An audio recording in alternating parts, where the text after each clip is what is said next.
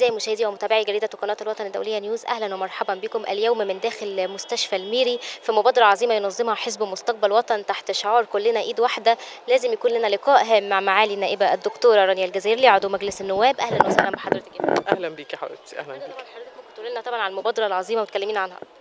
والله المبادرة دي تعتبر مش أول مرة، يعني احنا بقالنا فترة قايمين بالمبادرة اللي هي كلنا إيد واحدة، اللي بتمثل حزب مستقبل وطن ونواب حزب مستقبل وطن سواء من مجلس النواب أو من مجلس الشيوخ. كلنا بنتحرك مع بعض ككتلة واحدة، بنزور المستشفيات الحكومية والجامعية وجميع المستشفيات اللي بتبقى في حاجة للدعم. بنحاول نقدم لهم الدعم سواء مادي أو دعم عن طريق تبرعات وأجهزة ومستلزمات. بنحاول إن احنا نخفف العبء والآلام المرض عن المرضى بان احنا نرسم ابتسامه ليهم باي نوع من الهدايا ولو حتى رمزيه.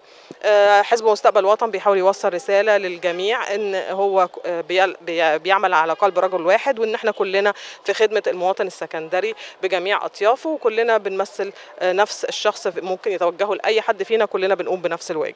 كم مستشفى تم الزيارة إيه حتى الآن؟ لغايه دلوقتي 3 مستشفيات ودي الرابعه. هل في مزيد من الزيارات؟ اكيد ان شاء الله مش هنبطل، واحنا باذن الله يعني عمالين نتطور، وكل ما بنلاقي اي مستشفى او اي حد بيتواصل معانا بيبقى في احتياج المستشفى لاي حاجه بنتوجه لها على طول وبدون تردد. فندم؟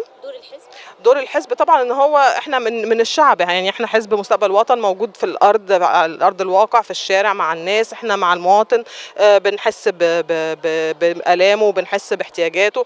هتلاقي دايما مبادرات مستقبل وطن موجوده في جميع الاحياء، سواء المبادرات المدرسيه لتوفير الادوات المدرسيه عند دخول المدارس، سواء المستلزمات الطبيه بنعمل قوافل في جميع الاحياء، سواء المواد الغذائيه اللي بنحاول ان احنا مثلا على دخول رمضان هتلاقوا مبادرات كتير بتاعت حزب مستقبل وطن لتوفير السلع الغذائيه باسعار مدعومه يعني كلنا من الحزب بالظبط بنحاول ان احنا نخفف عن كاهل المواطن، وبنحاول ان احنا نقوم بمساعده القياده السياسيه اللي بتحاول بشتى الطرق ان هي تخفف العبء عن المواطن المصري، وبتحاول ان هي دايما تحسسه انها جنبه، فاحنا كمان بنحاول ان احنا نكمل الدور ده معاه.